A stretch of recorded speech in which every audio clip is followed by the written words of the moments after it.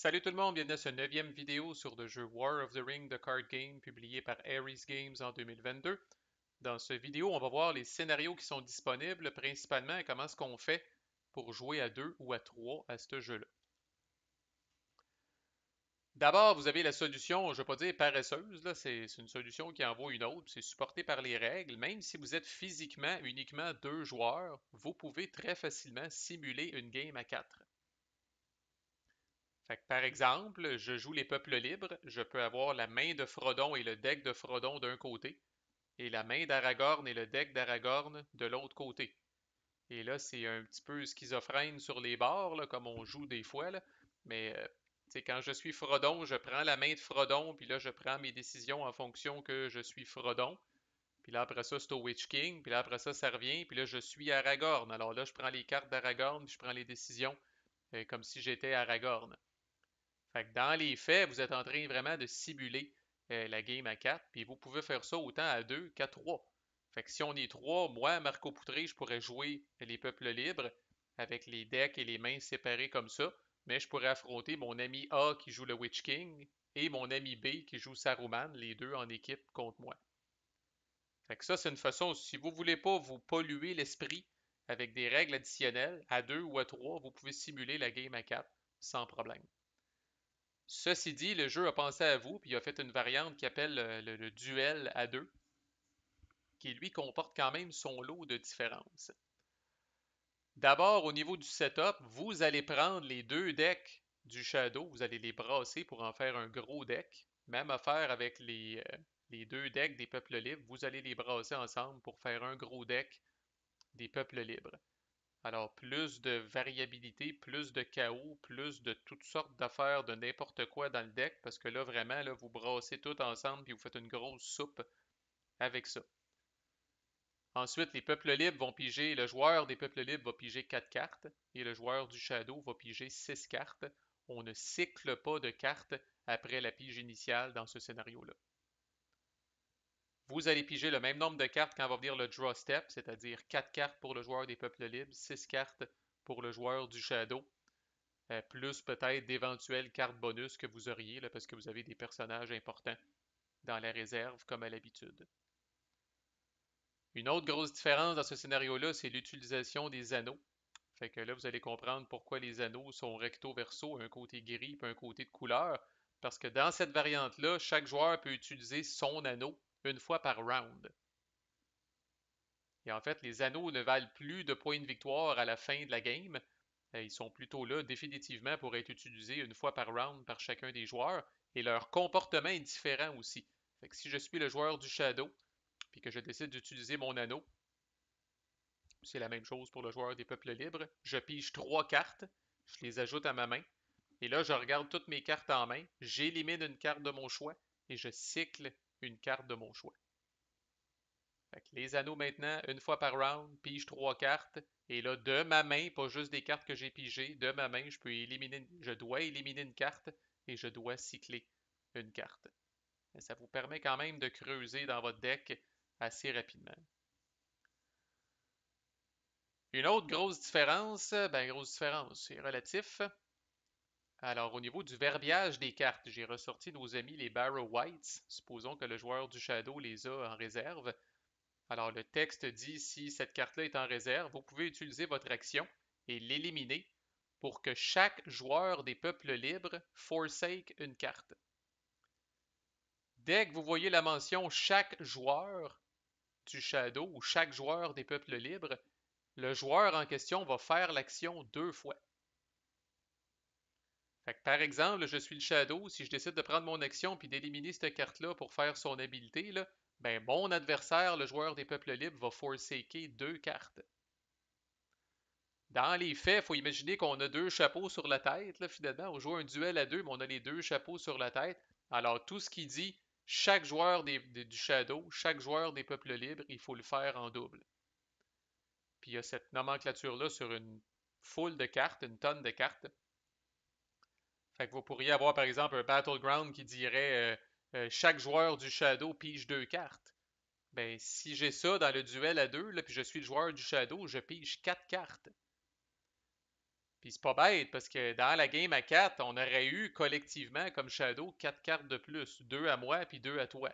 Mais là, je suis tout seul, fait que pour tirer profit à plein de cet effet-là, je vais piger 4 cartes au total, 2 fois 2. C'est juste que toutes ces cartes-là viennent du même gros deck, là. Alors, ça vient ajouter une petite couleur spéciale à certaines des cartes, là. Puis, bon, par exemple, ça c'est Rivendell. Rivendell va dire le joueur de l'elfe pige une carte et cycle une carte. Ça, le joueur des peuples libres va faire ça seulement une fois parce que ça spécifie un joueur. C'est vraiment pour les cartes qui va dire là, chaque joueur fait ci, chaque joueur des peuples libres fait ci, chaque joueur du Shadow fait ça. Même principe, la comté, le joueur du Hobbit pige 2 cartes, le joueur des peuples libres va piger seulement 2 cartes parce que ça spécifie un joueur en particulier. Et l'autre grosse différence, facile de passer à côté ou facile de l'oublier peut-être, là. Dans la game à 4, en cas d'égalité sur un sentier, l'avantage va au joueur des peuples libres. Le joueur des peuples libres prend le sentier puis le gagne. Dans le duel à 2, un sentier là, où c'est l'égalité, là, si on compare la corruption avec les boucliers, c'est l'égalité, personne ne gagne le sentier. Ça, c'est du jamais vu dans la game à 4. Fait que dans la game à 4, là, c'est sûr et certain qu'il se passe de quoi avec le sentier. C'est soit que le joueur des peuples libres le gagne parce que c'est égal, ou c'est soit que le joueur du Shadow score de la corruption parce qu'il y a plus de têtes de mort que de boucliers. Mais dans le duel à 2, c'est possible, justement, avec la comté comme ça ici, qui n'a pas de bouclier par défaut. Si la situation reste comme ça, personne crisse personne sur ce sentier-là. Quand on va arriver pour le résoudre, on va le prendre, on va tout simplement le tasser. Personne là. Alors, les égalités dans les sentiers ne vont plus à l'avantage des peuples libres. À noter que ce n'est que pour les sentiers. Dans le cas des champs de bataille, gentils ou méchants, l'avantage est toujours au défenseur. Si le défenseur réussit à bloquer tous les symboles d'attaque, le défenseur ramasse le battleground. La nuance est uniquement au niveau des sentiers.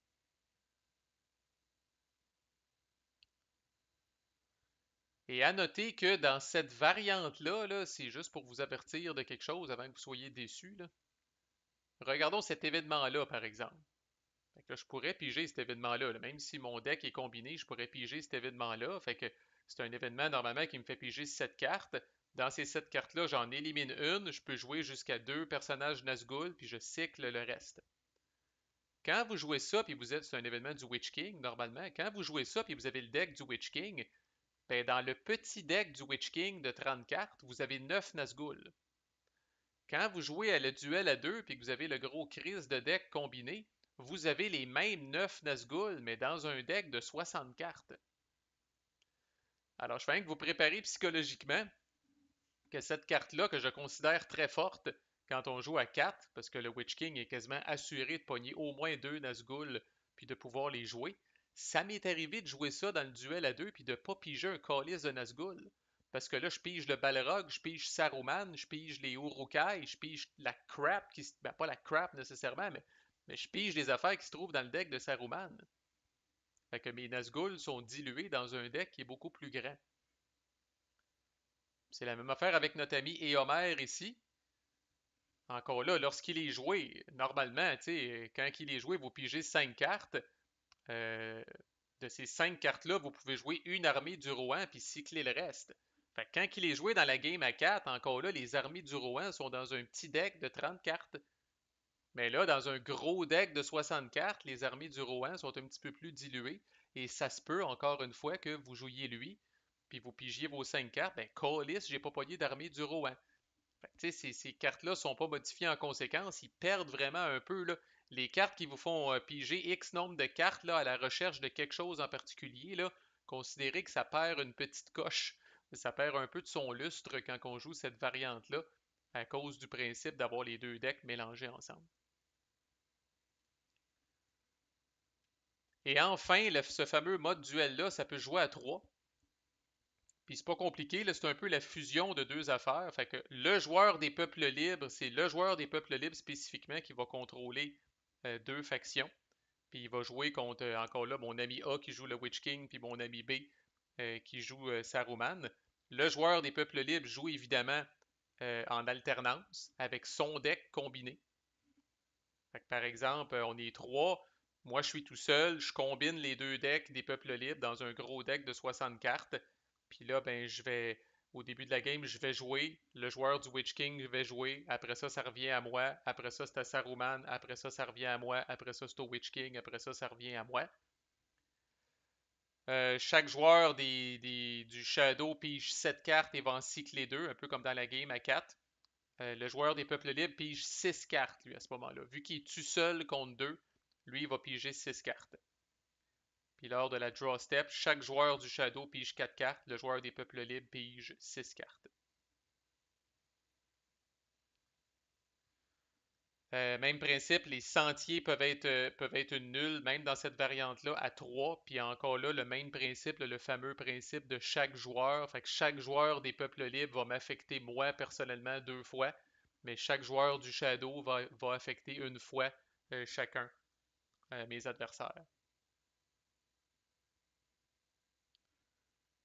Puis les rings dans tout ça, donnez-moi 2 secondes. Ouais, fait que les rings, c'est en fonction. Fait que si je suis le joueur des peuples libres, je suis tout seul, je peux utiliser mon ring une fois par round, pige 3 cartes, des cartes de ma main, j'en élimine une, j'en cycle une.